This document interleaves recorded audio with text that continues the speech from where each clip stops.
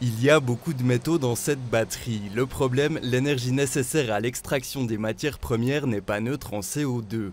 Priscilla Caliandro co-dirige le centre de recherche de la BFH sur les stockages d'énergie.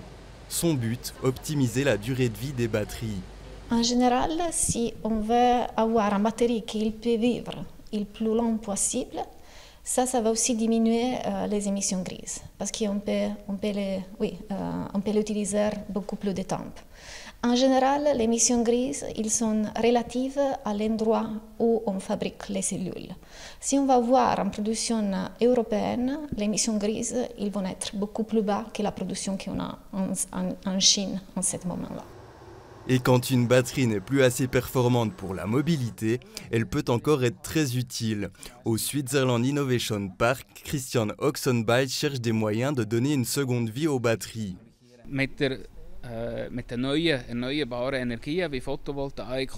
Avec les nouvelles énergies renouvelables comme le photovoltaïque ou l'éolien, la production d'énergie fluctue. Plus on réalise de telles installations, plus on devra penser à la manière de stocker cette énergie, que ce soit en installant des batteries de stockage chez les privés, dans les maisons ou les blocs, mais ça peut aussi être du stockage via le réseau, faire ce qu'on appelle des peak shaving. Et ces batteries sont très bien pour faire ça pendant 1 ou 2 jours. Und da eignen sich eigentlich Batterien sehr gut, eben so kurzfristige Ausgleiche von 1-2 Tagen zu machen. La batterie qui se trouve dans ce camion semble encore efficace. Un groupe de recherche observe de près son évolution.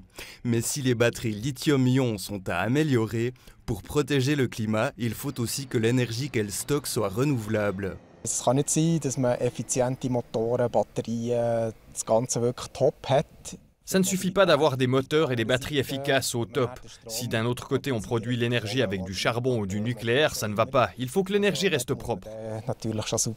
Après avoir prolongé au maximum la durée de vie des batteries, après les avoir réutilisées, reste le recyclage. Et en parallèle du marché grandissant des voitures électriques, celui du recyclage grandit aussi. En Suisse, quelques usines commencent à voir le jour.